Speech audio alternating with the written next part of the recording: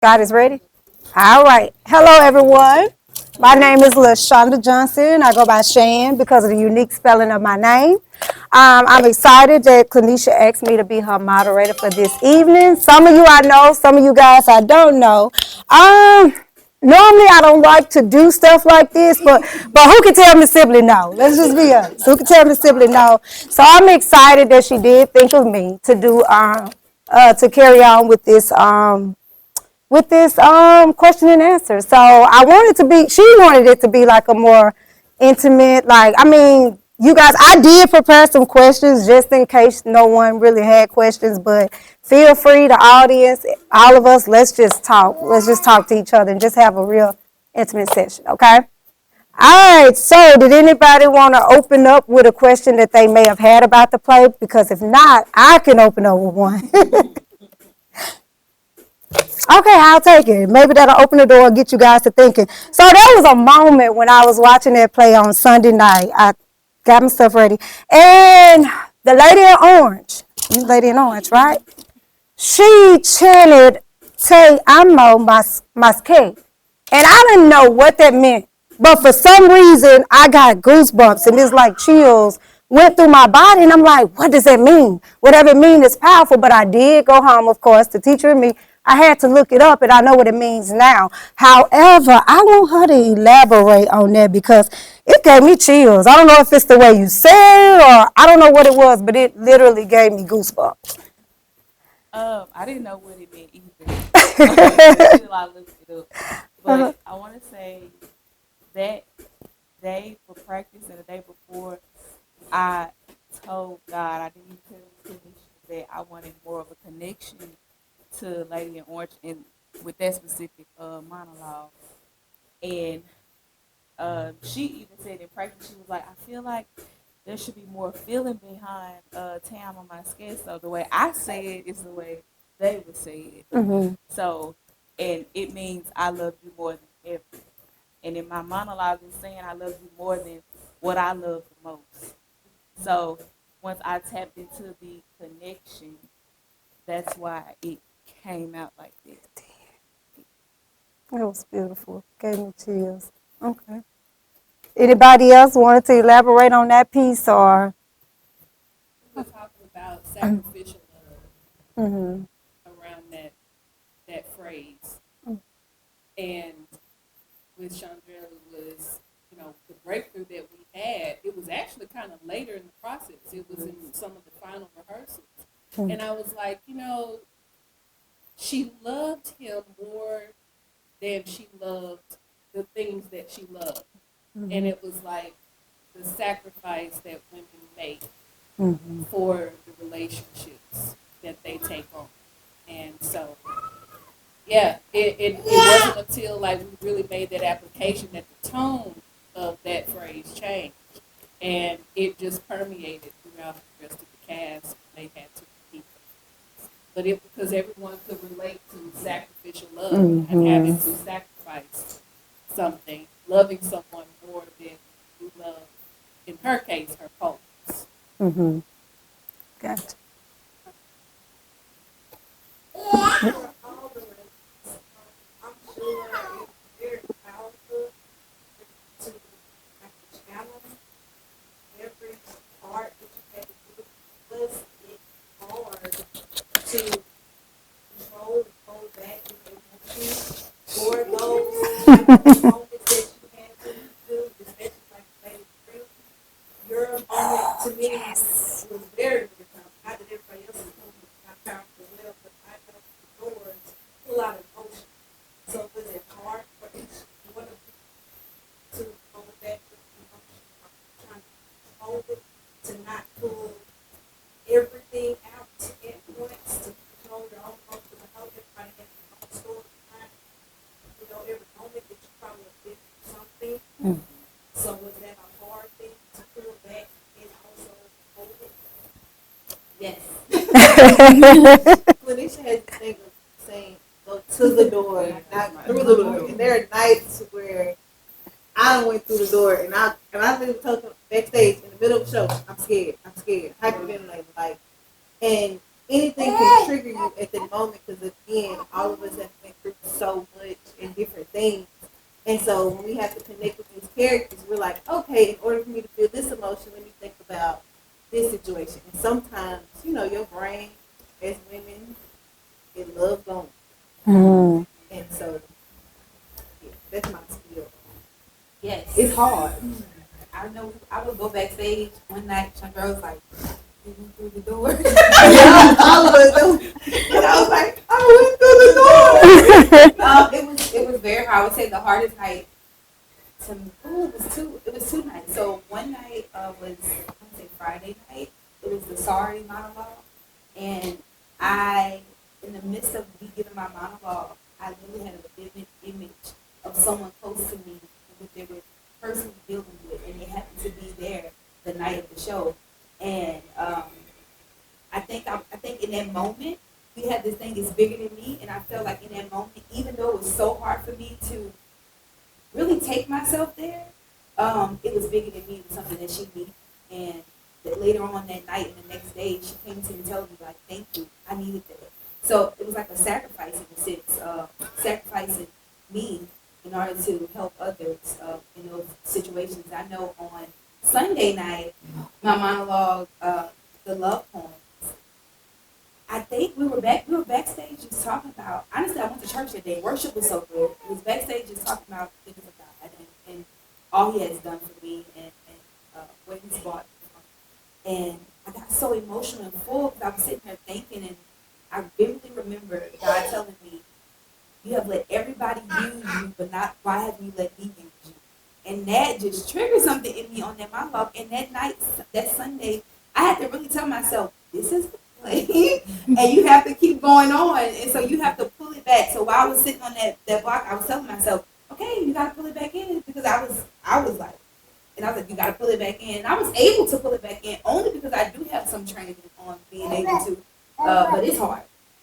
Mm. And I tell you, more than hard, brother, man, doing Bo Willie, that is the most hardest monologue I have ever done in my entire life. And I remember, I don't know who I was telling this to, or if I was just telling myself in my room. I literally said that I didn't understand the ending monologue until Miss Clinisha said something about it, where she did want to jump out of her bones.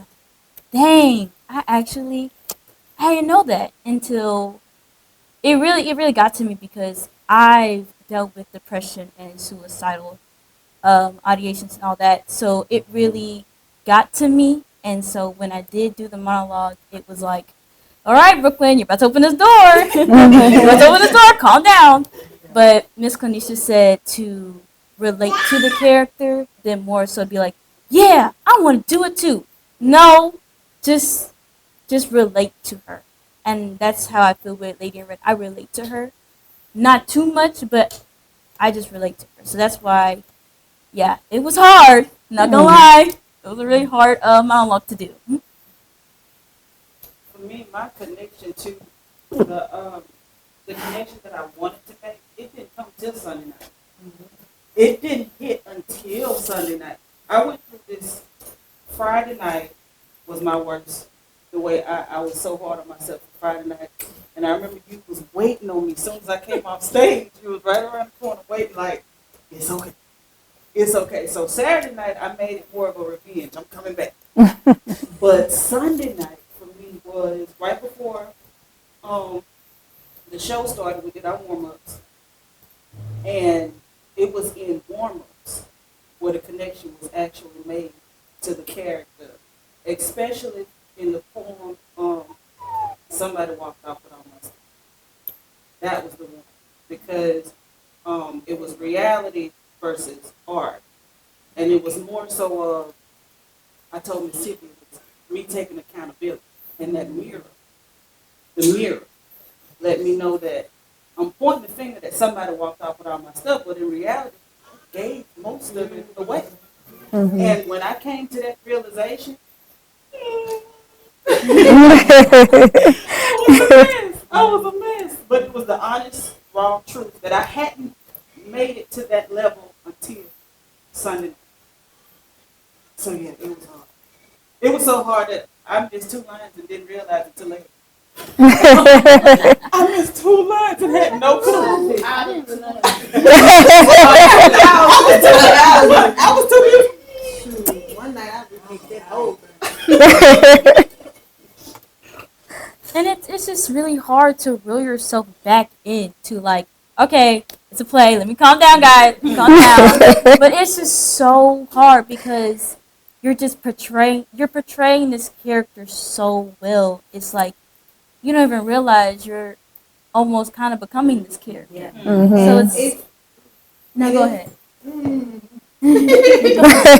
then the night I had my like any panic attack, it was so funny because Tanisha came back and she was like, "Oh my gosh, y'all, that was the perfect one you did." And she looked at me, she go, "Oh my gosh, what's wrong?" And I was just like, because like you don't realize something. Well, me, I didn't realize I went through the door until the lights were gone, and I'm back there, and I'm like, "Wait, what's wrong? Why do I feel like this?" Like, oh my gosh, and then my brain on autopilot like continues.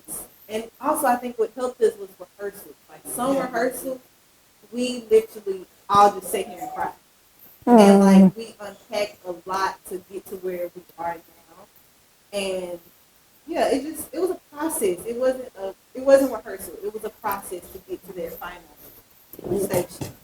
It seemed like it was, I mean, the definition of being used by God. Yes. I remember the night that you had your breakthrough. Me and you were standing at the bottom of the steps. And we stood there for the moment just watching you. And I didn't see you more so breaking down. I saw a whole anointing. And I watched so long till I'm finally like, I want some. And I came up the stairs with you with Kleenex and all. But yeah, it's more spiritual than it is anything else. That's what it was for me. And I watched you go through it. And I watched Chandria. All of us had our turn. I found God in myself. I loved her fiercely. You know how? All right. Yes, ma'am. Mine is a question at the end that I have to lead to if I can. A part of what you just said is why I sit here right now, because I could relate to each person. Character. And for me, what I've seen is cohesion, synergy, if we're looking for descriptions. But I came on Friday night, and that was when you kind of got off track. And I was like, wow, the way that you picked it up for her. This is how we should be in life. When we see one another falling apart, you brought her back on track. And that was amazing for me. And the closest, as y'all said and described what you felt, the closest I've come to that has been at church, being a part of my church choir. When you're at rehearsal and you're going through the words in the alto section for me and the whatever, and then when it all comes together, God has ministered first to your heart in order for you to be able to deliver it to the church. And so when you're there delivering to the church, God has already moved you. And that's what I'm hearing. And it's amazing because my thing may be a question closer toward the end, but I'd just like to know, because of the way that y'all have meshed together so well, what's next on the agenda? And I'm asking that because I just see this as something that y'all need to get together as often as possible and present.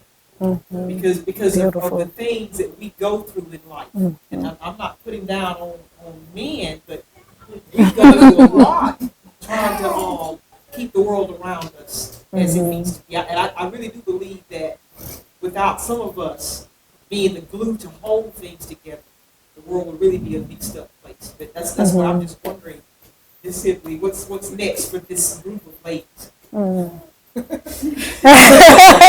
don't know yet. Well, it's twofold. Artistically, they're like, we don't want to work with anybody else. These cats, figure it out. Like we're on strike with all projects. Keep us together. We don't want to work with nobody else. And that's literally what they've been saying. I've been like, dog, you're all so talented. I just want you to keep working. Just keep working, and you gotta work with other people. So that's like that's the director coach. But what I understand that they're saying is, even if it's not an artistic project, we had a bond.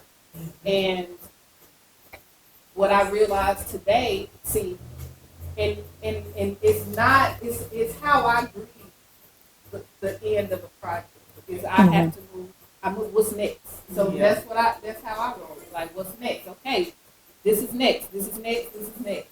And they're just like, oh, I love it. Help me. I have no motivation. And I didn't know until this morning. I did not know that they were in that funk, because it's a real thing. Once the adrenaline is gone and the lights have gone down and you've been invested in this physically, emotionally, mentally, I did not realize that the check-in needed to be different and soon, because they have really been going through a little bit of like post-show depression. I call it post-show blues. And they've been dealing with that. And I didn't know it until this morning. I was like, see y'all later.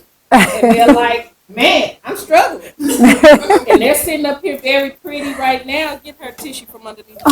See, I found it's under the chair. That's right here. And they're sitting here now very poised and, ready to like talk about the experience. But in the group chat, there's a lot of sadness. So I think that there's definitely like, it's a necessary thing to keep this sisterhood performing together, checking in, if anything. But I think they need to create again together. I really think they should. There are a lot of things that are women centered that they could do. And so I'm just tapped into those opportunities right now. Even if it's not all 7, if it's half of them, if it's 2 of them, they just have to keep doing the work together. And they will. We're going to make sure. I'm so sorry. No, you go ahead. No, I was going to say, because this is my second time performing with Shauna, because we did Raising the Sun together. So I was so excited with that. I was like, oh my God, I get to my best again. And so it's just, I cried afterwards after Raising the Sun. I'm not going to lie, y'all. After that dinner we had, I went home. My mom, she over here, Brooklyn's going to be okay. Oh, no. It's a real. I was gonna text y'all on Tuesday and be like, I've been having a real week. Can we please have been on week? I love it. I love And it. it's like you start trying to be, like, oh, I'm supposed to be strong. Like I got to be vulnerable for 2 months. Okay, now let me just go back to being strong and be back in my. But for 2+ months, they've had space to be as vulnerable as they wanted to be. And I think that's the addiction. That's We're what addicted created. to the safe space that was created, because outside of this realm, it's non-existent. And so, we got to stay connected for our own. And it's interesting that this is theater. Like it's outside of reality. But it was such an escapism. That was. That's A beautiful. beautiful escapism. We did have a question. Uh-oh. How did you guys feel in that scene? Oh, So excited, like I was excited. I was excited at first, but then I started thinking, I was like, I felt we today did. today Can you tissue? Oh. Need some tissue there. okay. I might gotta hold this box, huh?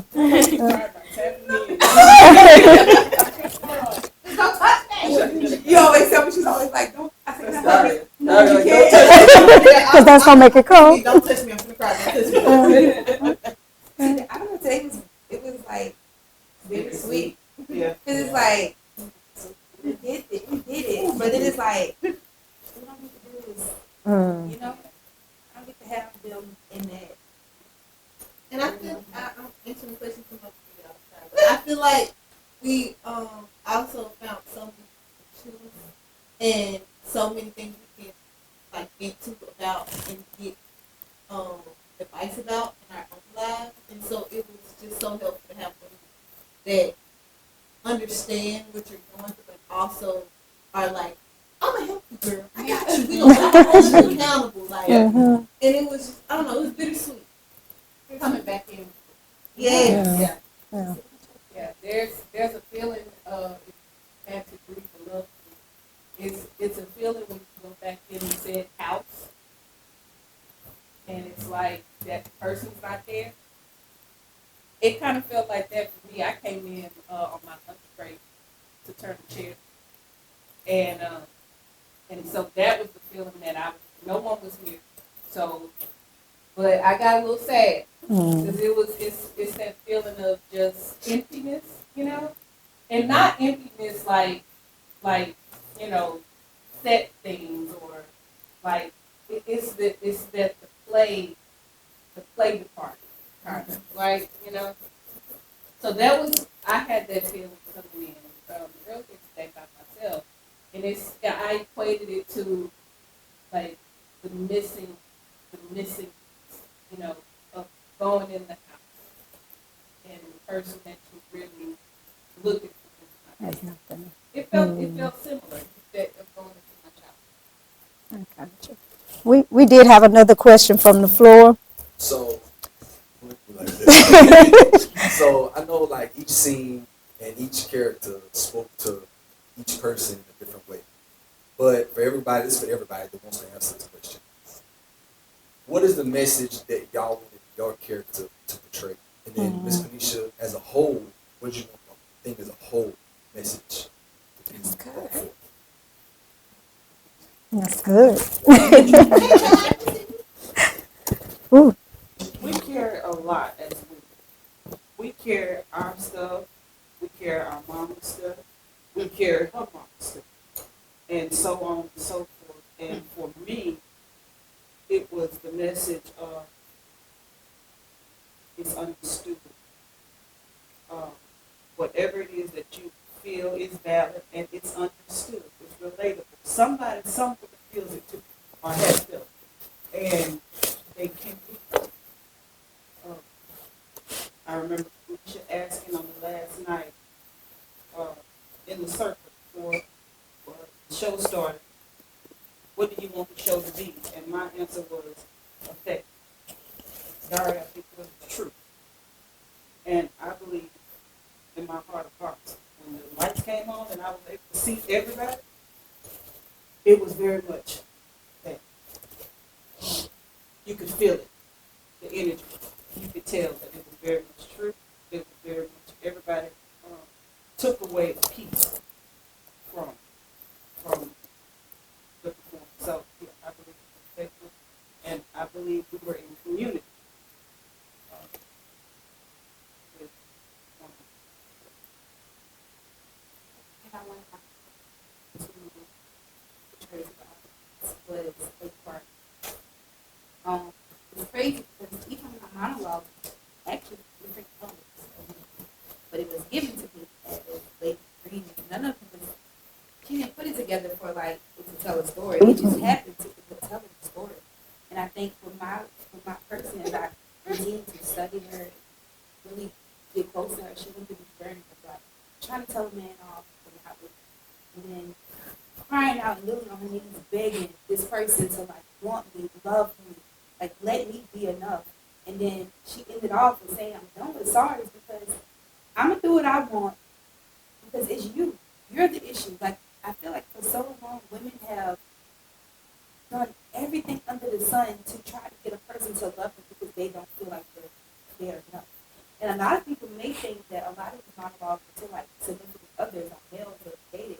When I read it, Meet Her Man on our first time at Starbucks, I told her, I don't connect to sorry as a lover or somebody I love, it was to my father. That's what mine was connected to. And I think that struggle with not being enough for me, not being enough for the men I dated, not being enough for the first man that was supposed to love me, which was my dad. I'm sorry, I'm not. My dad. So I think the thing I wanted women to know is that you are enough. You are enough. And that was my message, that you are enough. The last day, literally, I was standing right there on the stage, and God said to me very vividly, "You are enough." And Daria wasn't here. And we get upstairs during intermission, and she said, I struggle with the word enough. And I said, you wasn't here, and that's the word that was given to me, enough. Like, you are enough. And I wanted women to know that they are enough. And like, I know you're my husband, I know you answered the question. I'm not about to get emotional, but I met you in a time where I was diagnosed with borderline personality disorder, depression, anxiety, all these things, and I didn't feel enough. And then you came and you made me see that I was enough, and I wanted women to know that they are enough. So that was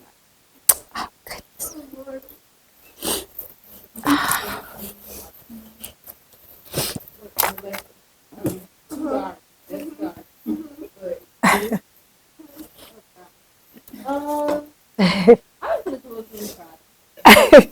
I love y'all, but I can't handle all y'all tears. But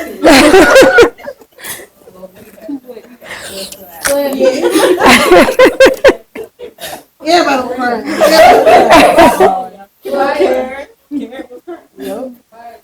But my character just kind of like questions a lot of stuff to me, and like I used to live in the world. She's like, why is that? And in the book or something, she was like, why did this happen to me? To me, I kind of just want her to be able to definitely, these things just happen. You don't have no explanation for what happens. We just have to deal with it. And I don't know. But it's just like, I want her to like, I don't know if she can talk to the character, but I want her to just understand what she's feeling is okay. Everybody's feeling. I had my moments on her like, why is this happening? And that's why I want her to feel. Yeah. Okay. What it's like. I feel like my person, strength. And it's so funny, but I said that because at the end, her first, on the laying off, first word is strong. And I really feel like that's what she wanted. Because she felt like in the beginning, if everybody remember, I came out here and did the first person. Oh, I'm so sorry.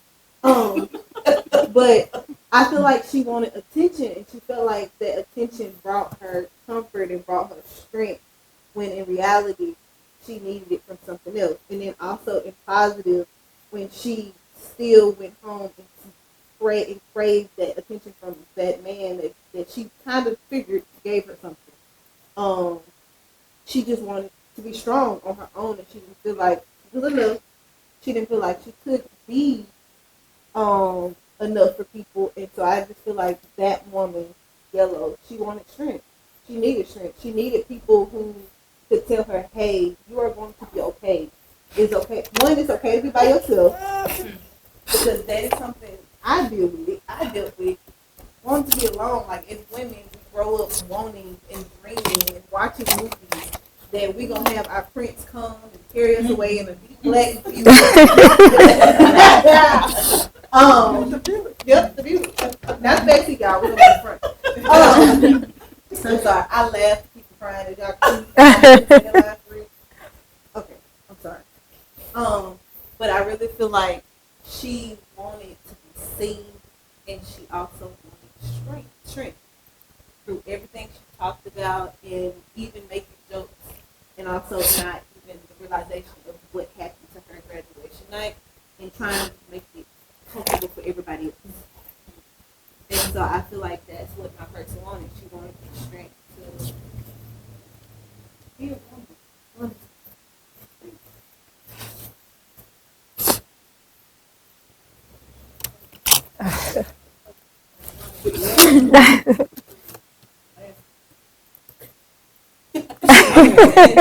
Okay. I feel like my girl, she just wanted, well, not wanted, but she needs we always looking at everything else and not really taking time to self-care. But,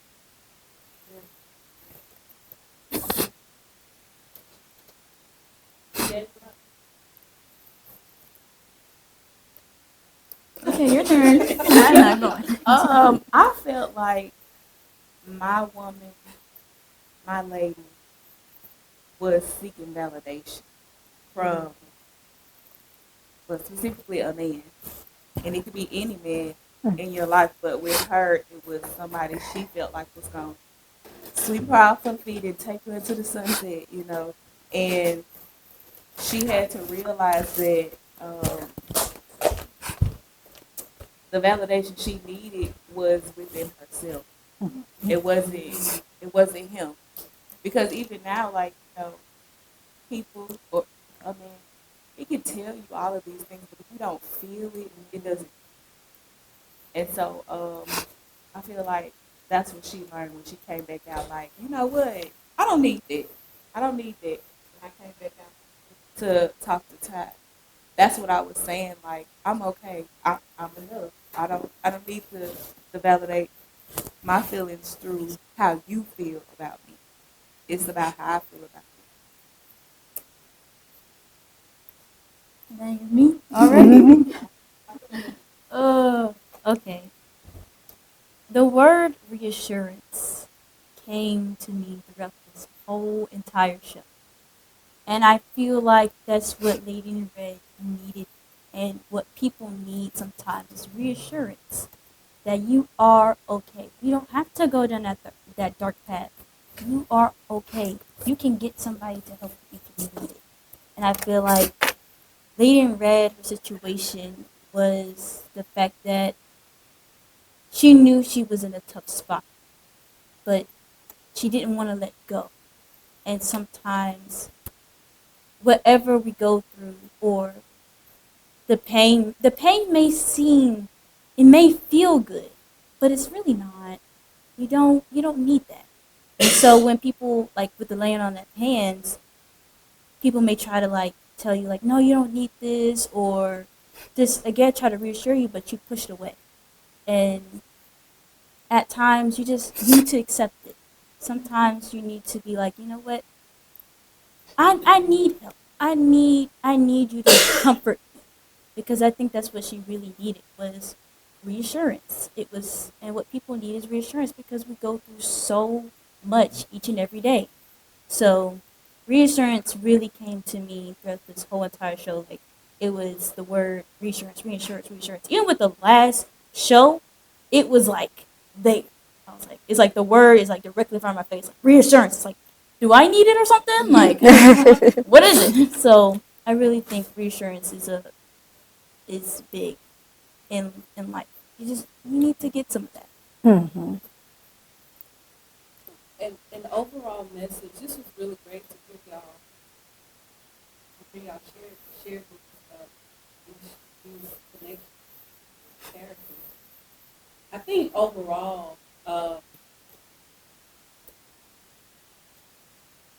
my hope for everyone who saw this, even for those that presented it, is that there will be trauma.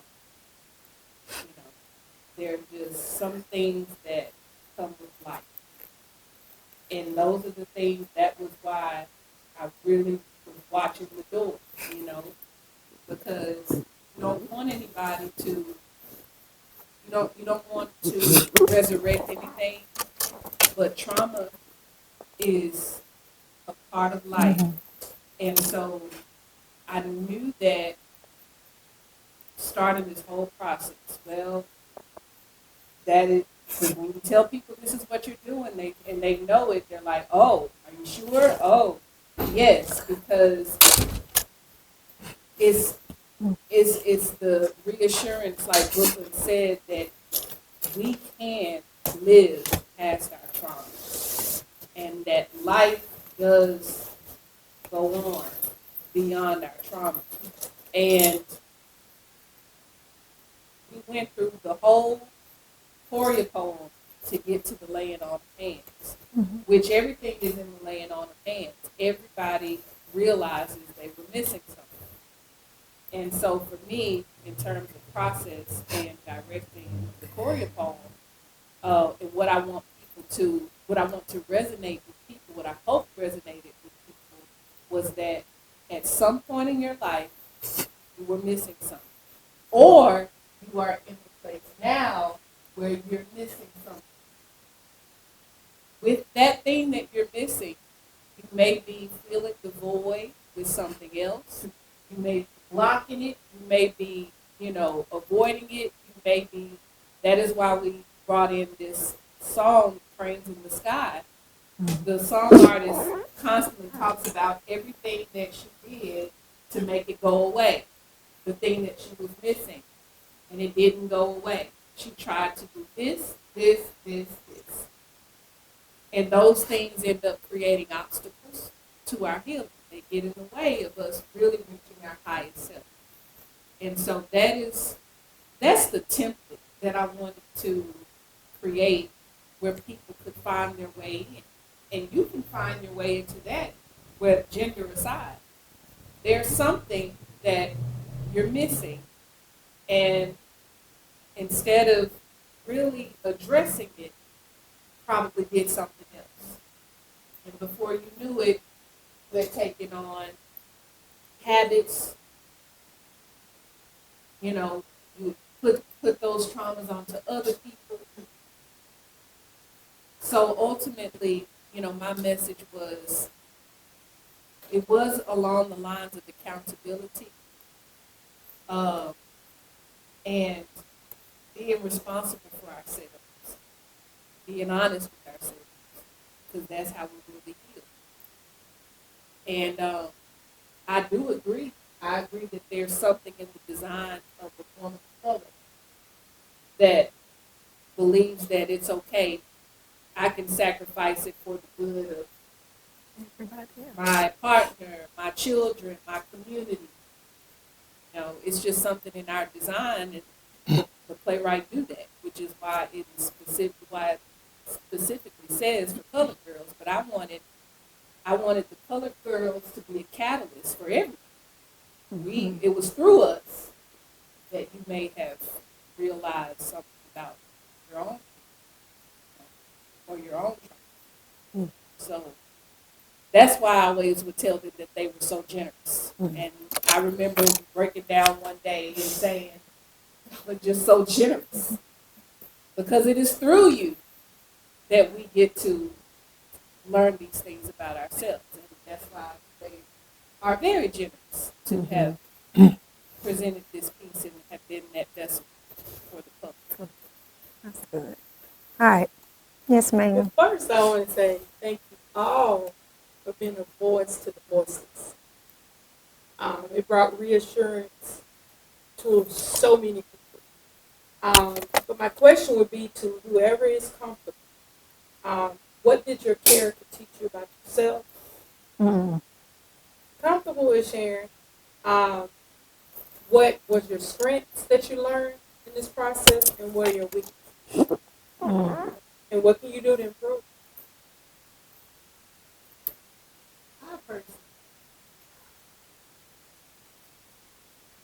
I wasn't supposed to have this role. And I was just supposed to be the dance person. And then I came audition day, and God was like, "Sorry, you should tell her you want to do it." It's like, I ain't done it in so long. And then she was like, "Okay, Daria, we're going to have a meeting." And I was like, "Okay, cool." Took it out of my mind. Then she called me. She was like, I need a favor. And then I was like, "What?" She was like, "I need you to pray to God about it." And I was like, "What you want?" And she was like, "Well, I want you to do Lady in Yellow." And I was like, "Well, he already told me to do it." Okay, mind you, I didn't read none of it. I went to one reading, but I didn't really deeply read it. And so coming into rehearsal, I connect to my character so much, and I dealt with not like in the what she went through and stuff like that, but like some of the stuff. Like I needed strength in my life. Like I needed women, and so to like go through that process, she taught me how to be strong. I had those moments to where I was like, okay, in the situation I am now, I'm currently getting a divorce. And I literally fought my hardest to stay with my husband. I've had moments to where I literally was like begging, like, can you please? And I've also had that moment where I've lost it all and I didn't know what was going on. And so to go through this journey with my character, it was just like, honestly, every night I had something different.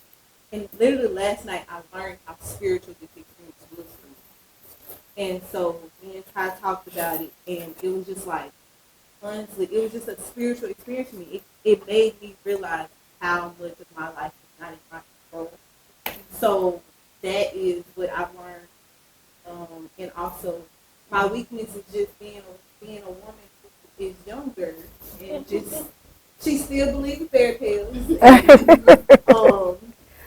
But I mean, there's also not a weakness in that. But yeah, that's what I'm saying. Well, what I got from Lady Red. Now, by the way, Miss CLINNESHA set me up for this role. I'm gonna lie. You I'm not gonna lie. by the way. To be so young.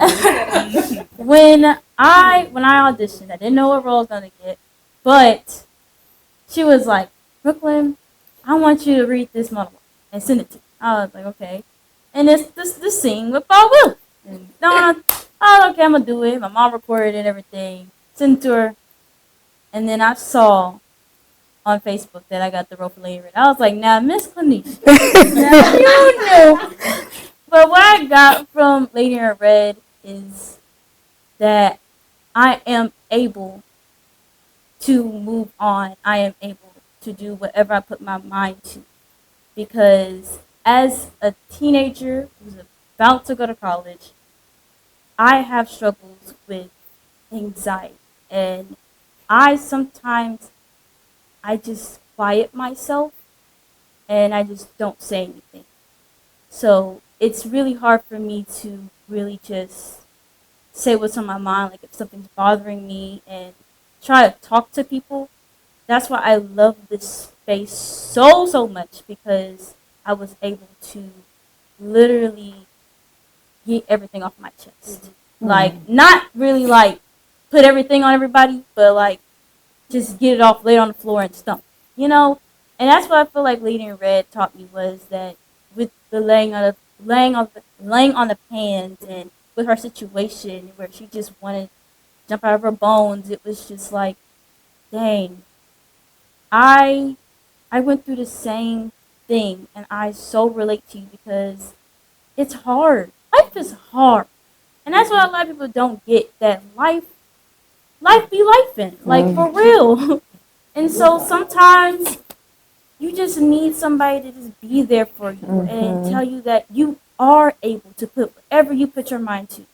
And I keep telling myself that every day, because I am not like everybody else at my school. I struggle every single day trying to talk to people and be like, just talk to them about what I like. Like even today, I was telling the teacher about, just ran to her about how much I love theater. And I just realized, I told her, I was like, dang, I really don't really talk to like my age group, because nobody gets me. Nobody gets anything that I like. I don't have that. I don't really have that sometimes when I go to school. So I walk alone, I have anxiety, just with people. I feel like people are staring at me, and it's really bad. So Lady in Red gave me the strength to give me confidence in myself, and to tell me that you are enough. You are able to do whatever you put your mind to. As she was able to trust God that you can get out of a sticky situation. And that's really the strength that I got from her. The weakness is that my anxiety just gets in the way. My anxiety really just pushes me out of certain things, like to drive and to do other stuff, because I still want to drive. But you know, we're not gonna talk about that. But But my anxiety really pushes me away from doing the things that I want to do because it's like sometimes I just want to do it, but it's like no, don't do it, don't do it. It's too much. That's too much things to do. No, no, no, no. You're gonna embarrass yourself. It's really annoying. That's really just one of my weaknesses. But I tell myself every day because of the show that Lady in Red is just looking at me and she's like, you can do it. You're able to do it. You got it.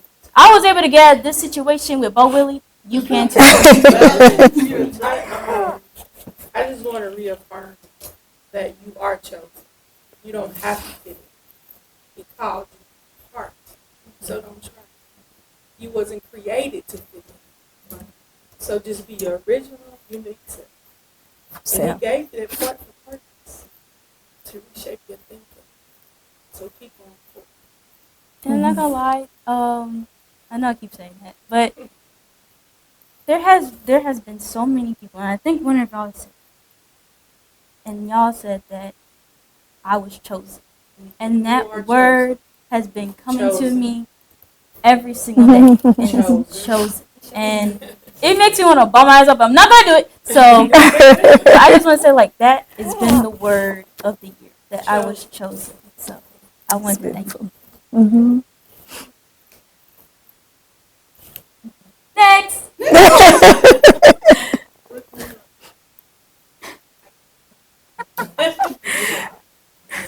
Well, what I learned is what I said that my character gave because I dealt with the fact of wanting to be validated in everything that I did. And it stemmed from my dad not being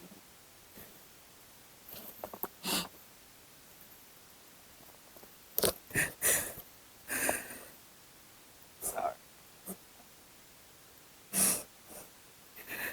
Just as a child, feeling like,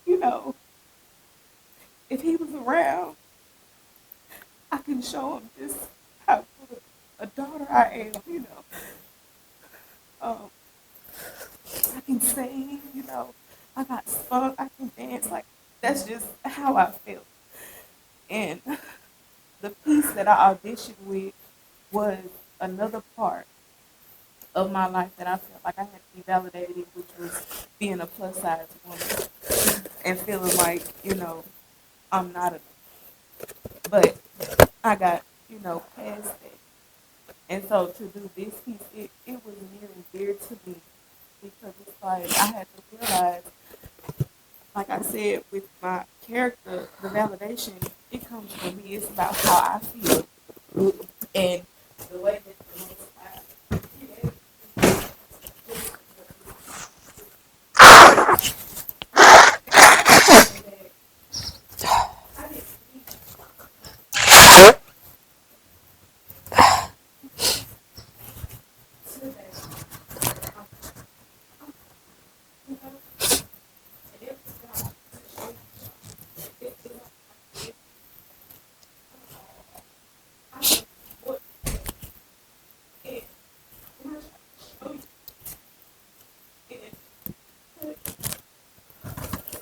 I should not have felt like that, because everything that I have that's within me is for me. It's not for you. It's not to show you that I'm the best. Like, it's for me to know that I'm the best. And my weakness is me thinking that I was healed from that. That was my weakness. And what I learned is that healing is a forever. It's constant. That's right.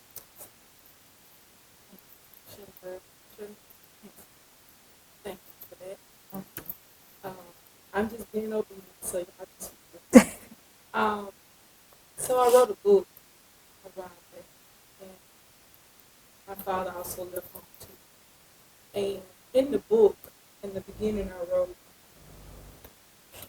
that what better person to give your child back to than in the arms of the father. So society would say that it's a bad thing for the father to leave home. But after my father passed, I learned so many things about his life that I didn't know that was attached to his life. So the rejection was really protection. So like when the natural father leaves home, I cleave to my heavenly father. And he gave me an opportunity to, because I used to always go and cry and be like, why my daddy had to leave my mom? Like, she ugly. You know, what did my mama do? So God does it for a reason. And he created a purpose.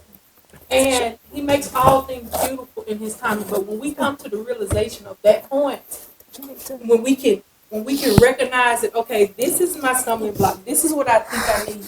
But our Heavenly Father created us. He's given us everything that we need, spiritually, emotionally. He's given us all that we need. So your father was your passport, but he's not. It's going to get you to your destiny. So it was an opportunity to heal.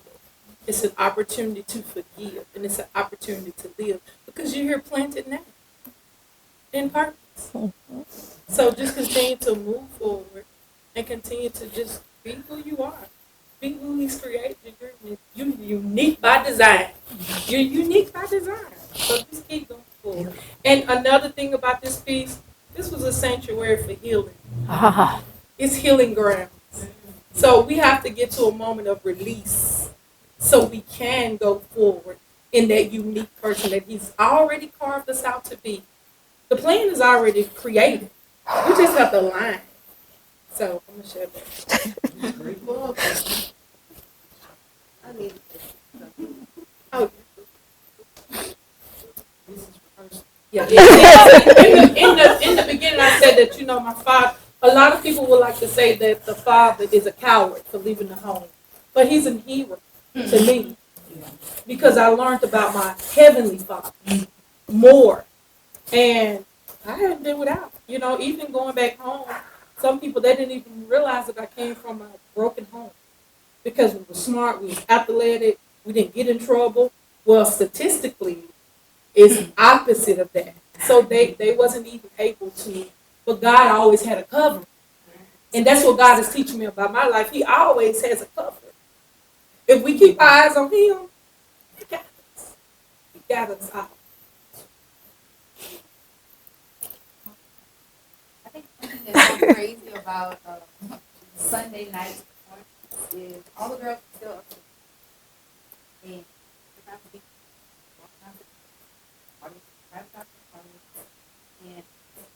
I was walk the back and I was obedient. I just walk, and then right after I finished, literally at the end of my prayer, everybody's like, come down the stairs.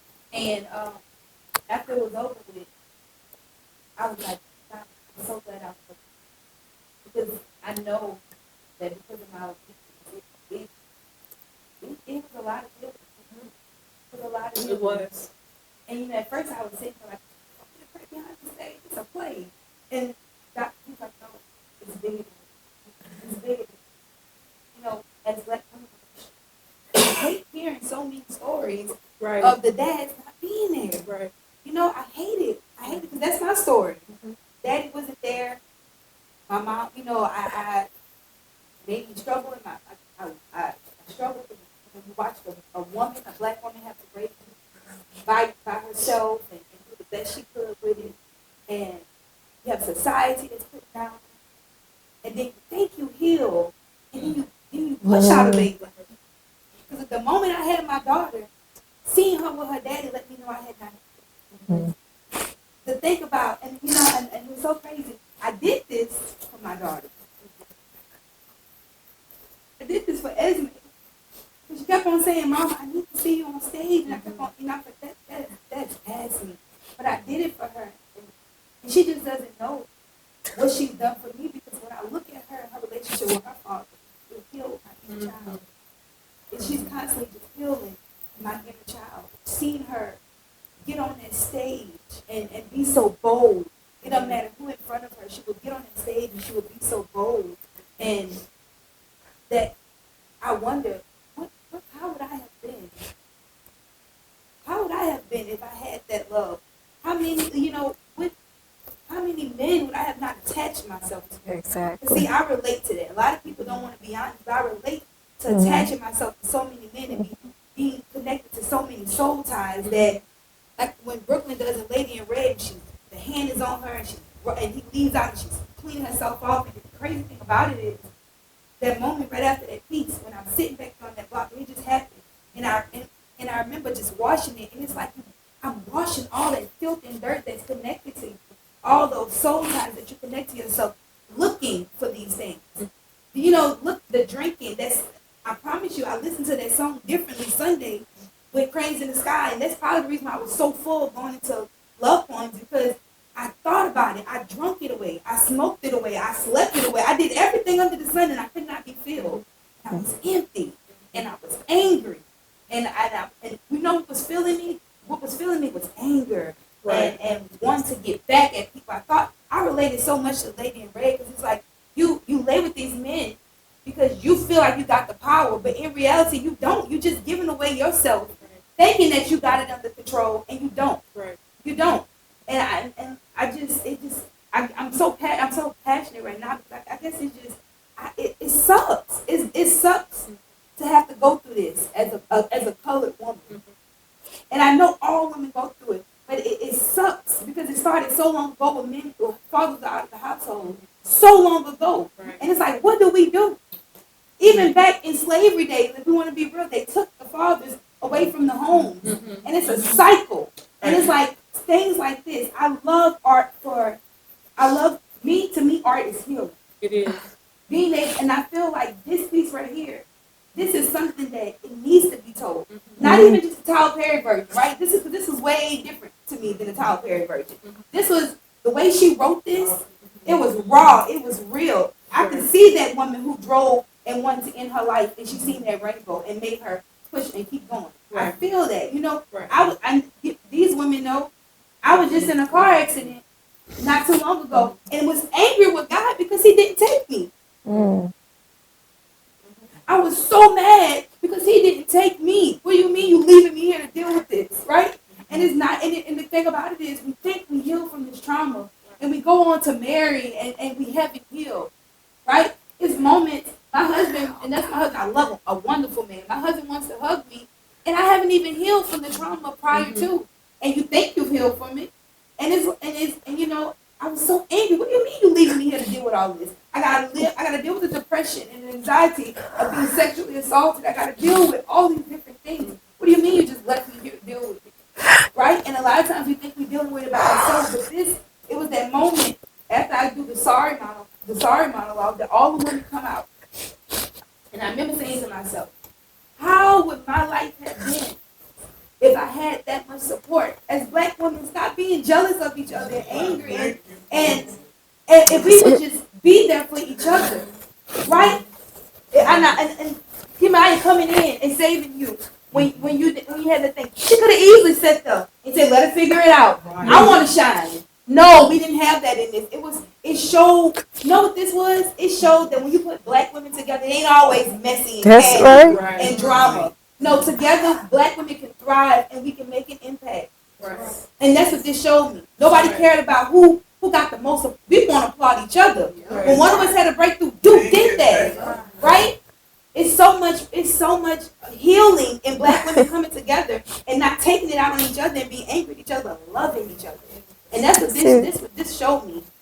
Black women together can move mountains if we do it together. Sorry for the rain, y'all. I just got passionate and real. I'm just, woo! And the song is exactly what you just said. So it fits perfect. The whole play about what she said, everybody said. So it fits perfect. Than all of it. So it fits the show and something.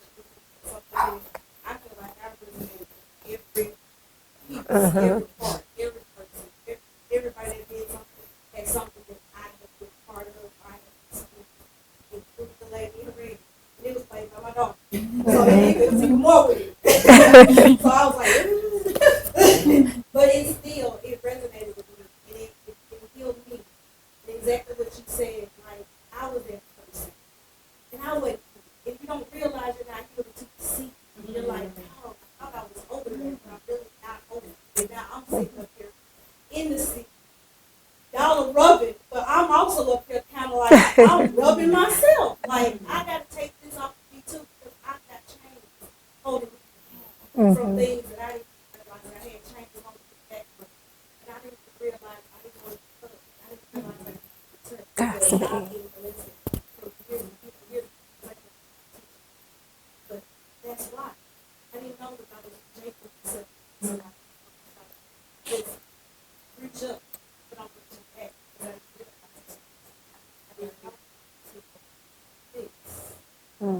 It's making me realize I needed to be a place I didn't know.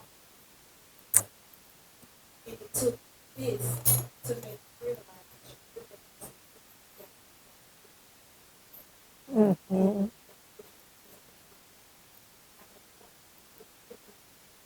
Right.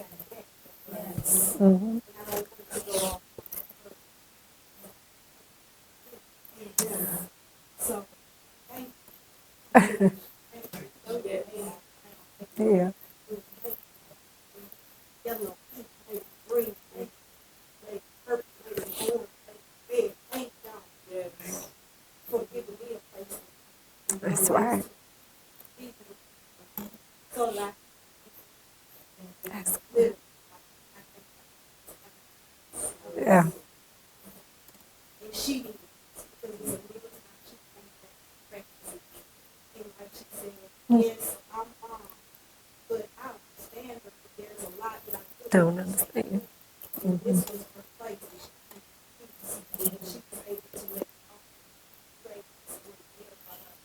She got a place in all time. And I'm thankful because sometimes as a parent, we don't just get it. You know, say. And she had a place to let Lord to have right place. And I could have been, you know, something to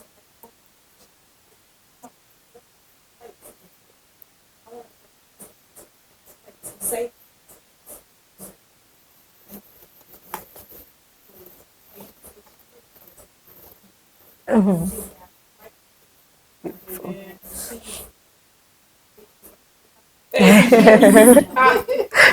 You'll laugh at this.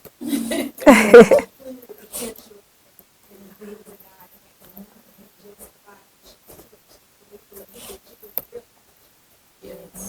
just for her. Yeah. That's it. Yes. She wanted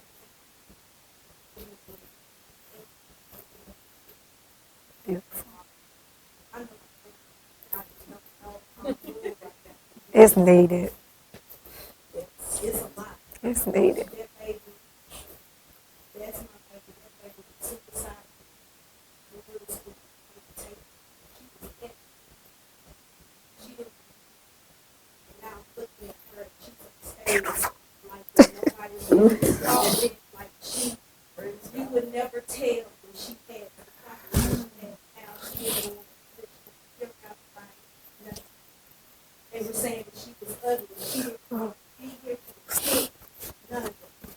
And that girl has came a long way. She was hiding in her room, locking herself in her room.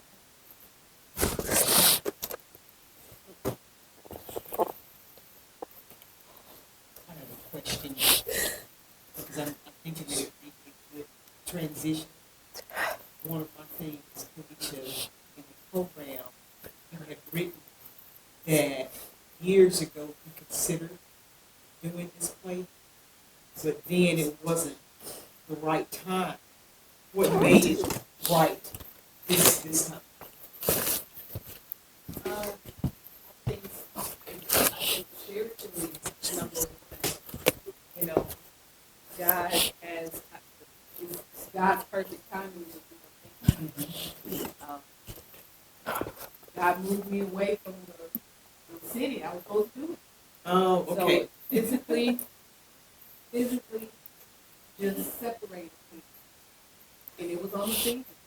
And took another job, and I know that it was that God had in mind the community, the people, the women, and I knew that I also had to evolve to understand the job ahead of me, and so it is the outcome is just an exercise of obedience. Took that job, and it halted the assignment to direct.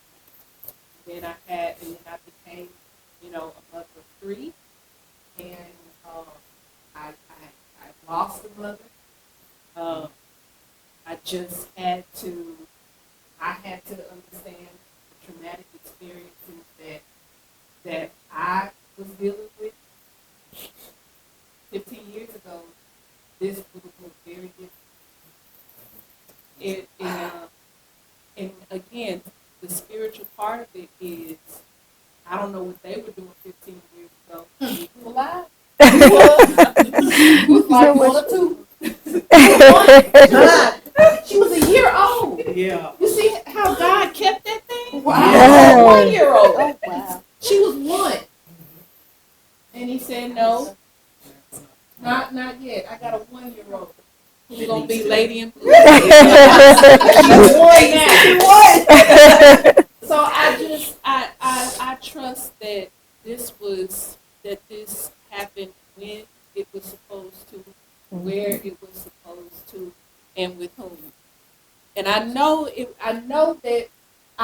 held it for her. I know he held it for her. That I know. That I know. And I didn't cast you in that part. Chose. I did not. Receive it. I was obedient. Mm-hmm. Yeah.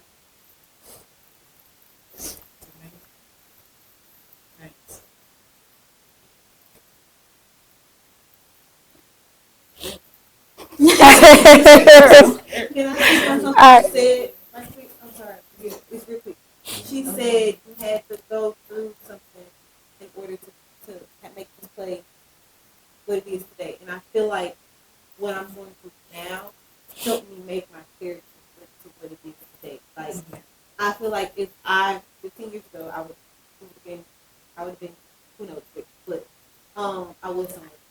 Okay. But I feel like the Daria that was there wasn't the Daria that is here now. The Daria that was there, okay, I always ask God, I want to testify.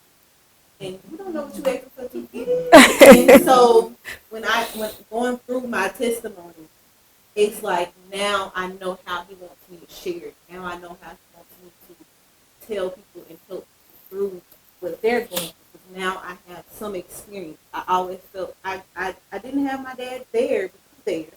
I had the subliminal stuff. I had okay mama, mama got along, me and my family got along, but I was the black sheep. I wanted to be an artist. But they didn't hate me for it, they just didn't understand it. So I never felt like I had that testimony. Everybody got up to church and said, this happened. I was sexually assaulted, but I didn't believe it. So I was like, okay, cool. We gonna ignore it. But to go through what I'm going through now, and then when Nisha asking me to do this, it helps me not do the thing of pushing it to the back and acting like it don't exist.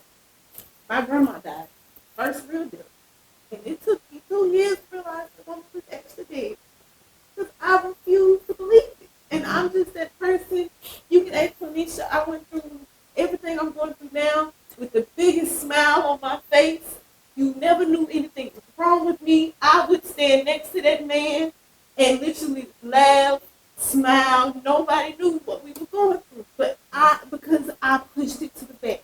And so to have this force me to go through it was so needed. Because it would have took me 2 years to heal from the trauma that I've been through with him. And so I appreciate, I love God. He's very intentional. So I thank him every day for my testimony and everything I've been That's my, sorry. That's good. All right. We had another question from the floor.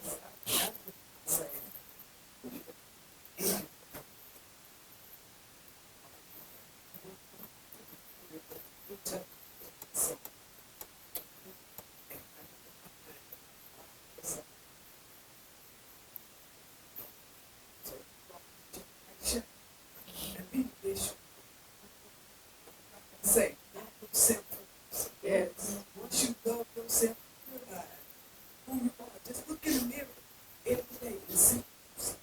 If you don't like what you see, change it. That's all you do is look in the mirror. Smile each and every day. Walk, talk, and love each and every day. Love everybody. Because God commands us to love. That's His first commandment. To love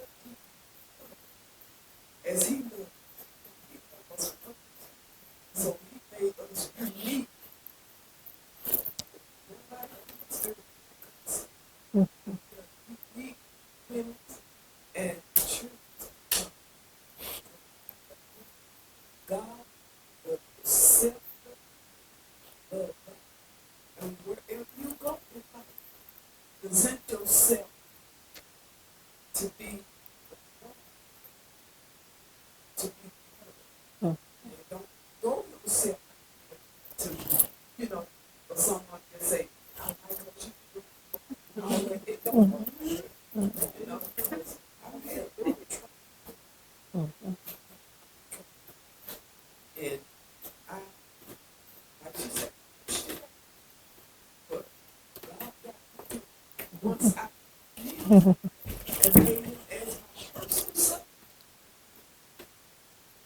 I was on the road to success.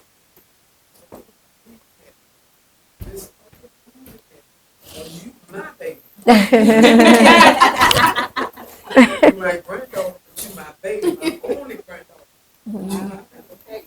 And all of my children. I love you. I love you too. Yeah, believe. Okay.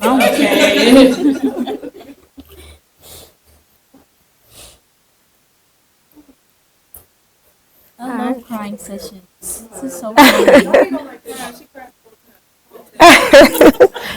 So I guess we can go ahead and wrap it up, but I can't not.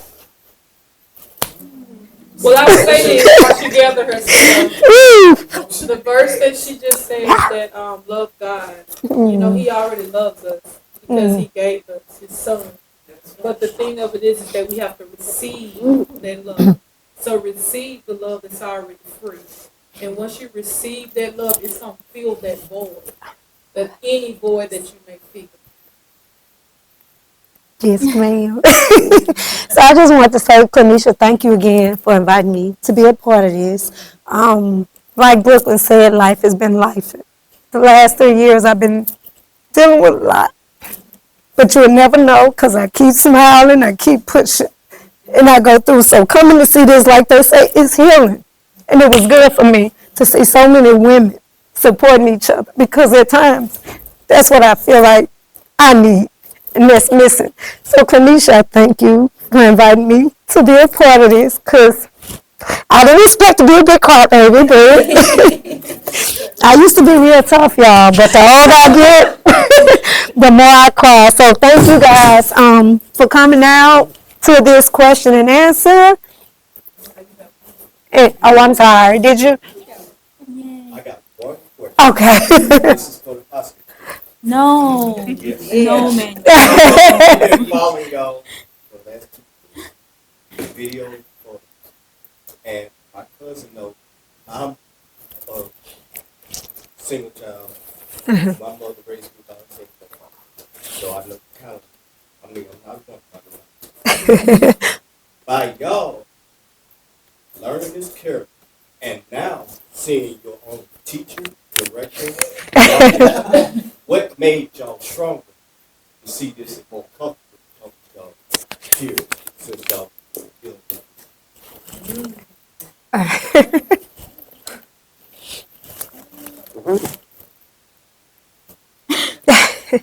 by y'all being so on what made y'all stronger and see how to heal faster, experiencing things from your teachers. I just kind of like, since like much stuff I went through last year, I already did stuff. But y'all are just kind of just I can't say it. But y'all just kind of take it to the next level. Y'all, we literally be at practices and rehearsals balling, and I'm just because I have like kind of good control of my emotions. Thought it was I'm just sitting me. there, the only one not crying. Nobody's crying. I'm like, and it just kind of helped me realize that I can cry now if I want. I can cry.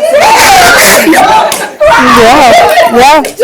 They just It's needed. really get like emotional maturity. So like, because I've never seen this kind of grown cry. Unless I met her. It just helped me get emotional maturity. And Yeah. I used to be just like you, just so you know. I was so tough. No thanks. It's gone. Well, the thing that I get from you guys, and it happened the day of when Emmanuel decided he went to headshots that day. It was that day, and I felt really, really like I was like, man, I'm so disgusting. Like, oh, I hate myself.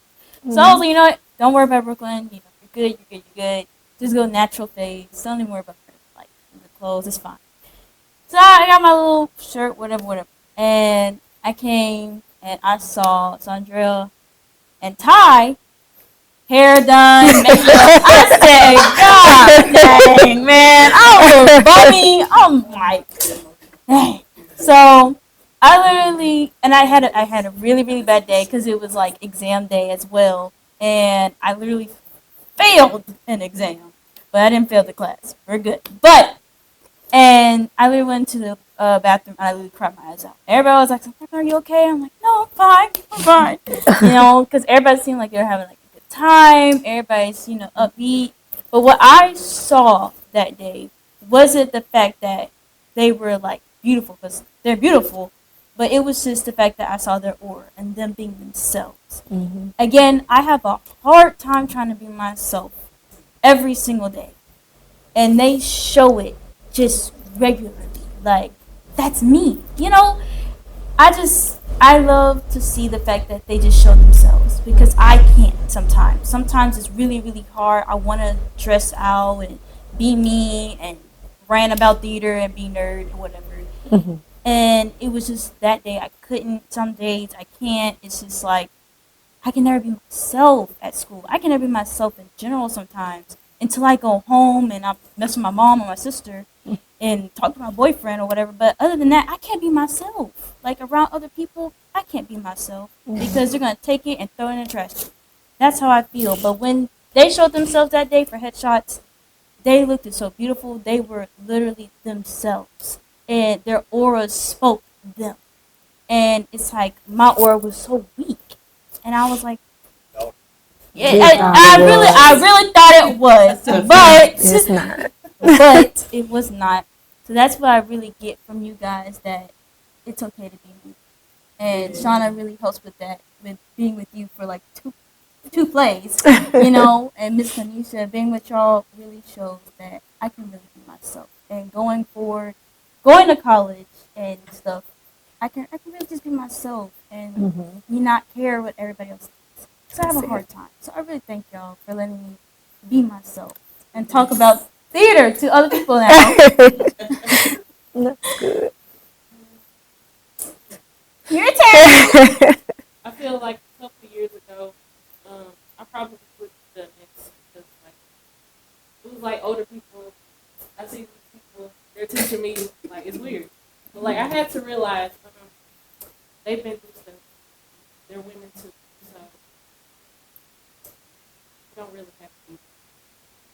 So, but I was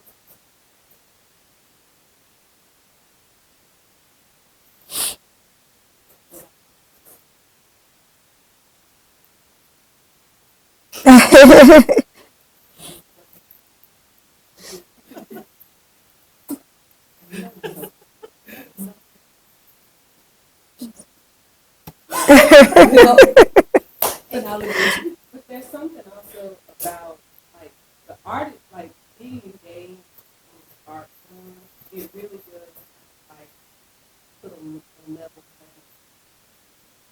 And I don't know if you feel that, but it's almost like yeah, there's range and age. Mm-hmm. Did that job? Go for it. Okay, so like this right here, it made me realize that I don't have to hang around.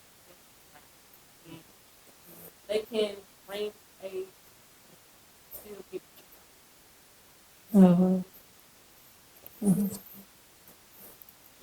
It'll be nice for a long time. Could not leave. No.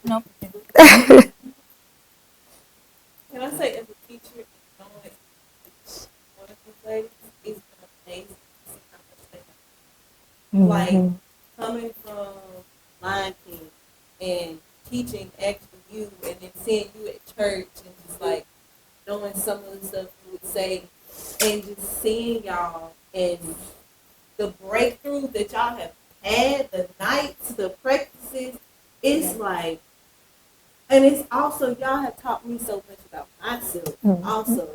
And just like seeing y'all being okay with being so vulnerable with people who are older than you is such, I don't know. I am so proud of y'all. Like, it is, that's like backstage, you doing your monologue, and that day you were loud, you were into it. And I was just like, oh my gosh, like it just felt so good. And then your abortion monologue today, Jump on your back. Yeah. I was like, and then you take me out every time. And wow.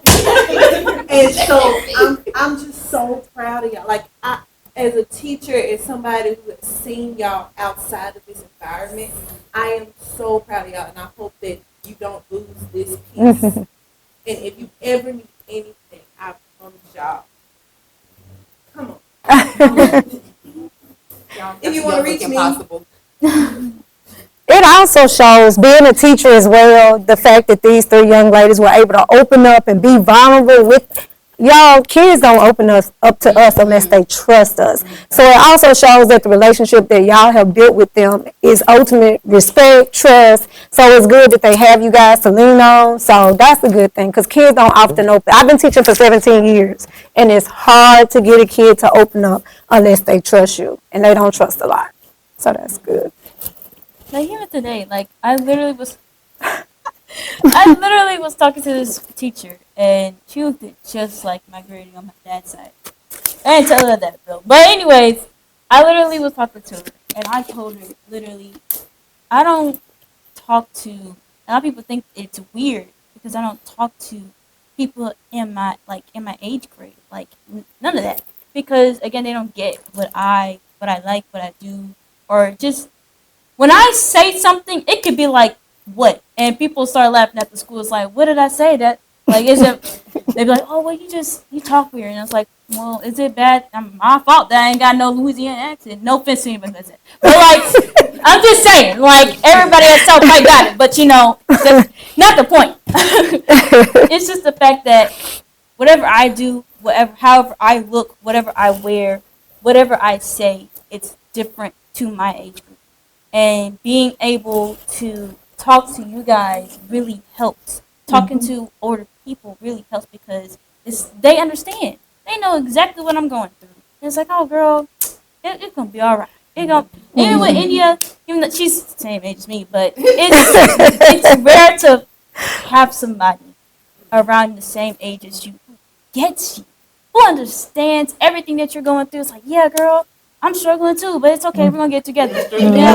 No, but anyway, but it's just I just appreciate like older people who talk to me and be able to let me be vulnerable with them, because I really don't talk to a lot of adults. If it doesn't sit right with me and it just seems like you're kind of weird, I'm not gonna talk to you. But with this space, I feel comfortable because I know it's not like, oh, I'm gonna take this, I'm gonna go out and be like, well, she did da da da da. You know, it feels right. I know when it feels right to talk to a certain adult. So even though I talk to my mom all the time, it's just really, it feels really good to have another adult to talk to. So I thank you guys.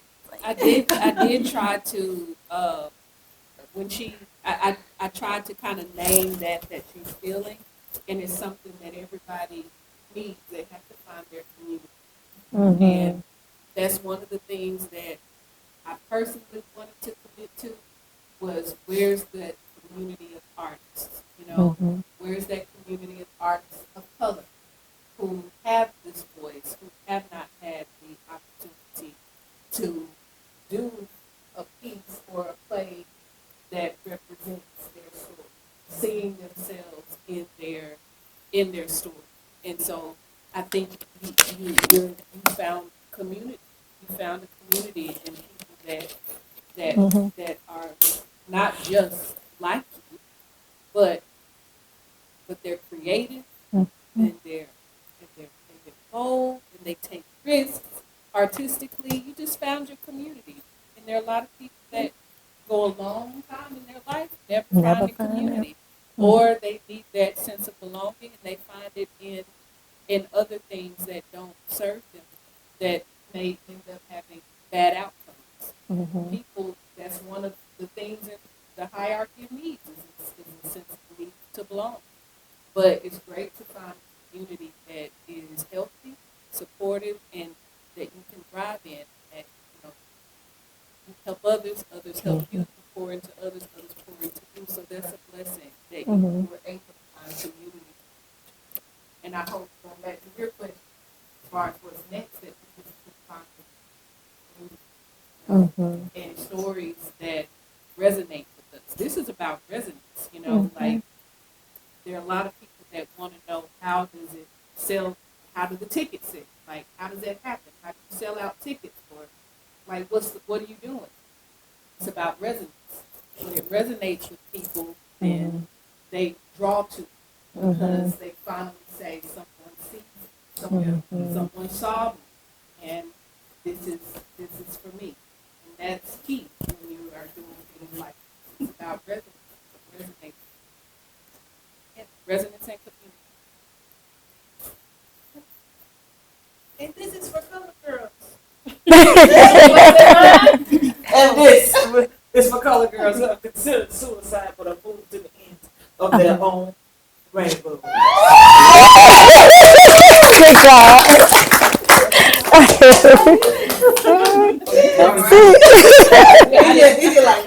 It just kind of happened. Is that okay? It just happened. Yes. Yes. Beautiful. Beautiful. Yes. It's blowing